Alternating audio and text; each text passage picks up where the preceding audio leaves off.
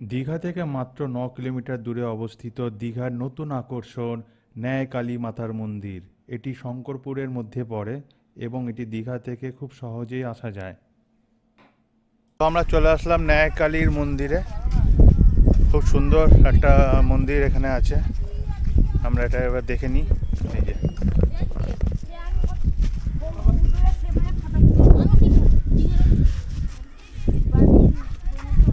এখানে অনেক কিছু বানাচ্ছে, তৈরি হচ্ছে, এখন পুরো কমপ্লিট হয়নি।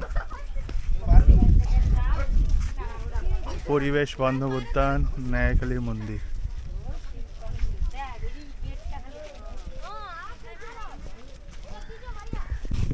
এখানে কিছু দোকানের মতো কিছু একটা বানাচ্ছে ন্যায়কালীর মন্দিরটা। এই যে ন্যায়কালীর মন্দিরের পাশে এটা আস্তে আস্তে এটাও একটা খুব বড় পর্যটন কেন্দ্র তৈরি হতে চলেছে।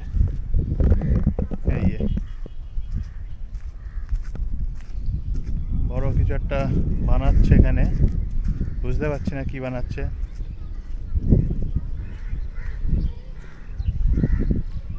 তৈরি হচ্ছে, এটা পুরোপুরি তৈরি হয়ে গেলে আরো সুন্দর লাগবে জায়গাটা।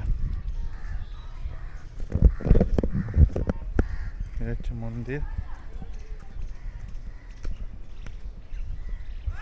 আজ সেখানে মানত করা হয় জায়গাটা।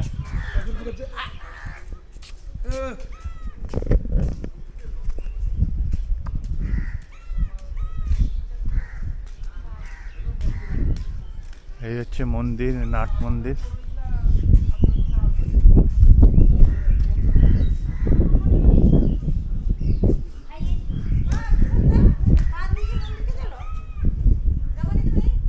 এটা হচ্ছে নাট মন্দির,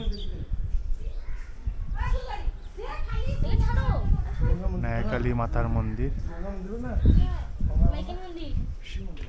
মহারাজ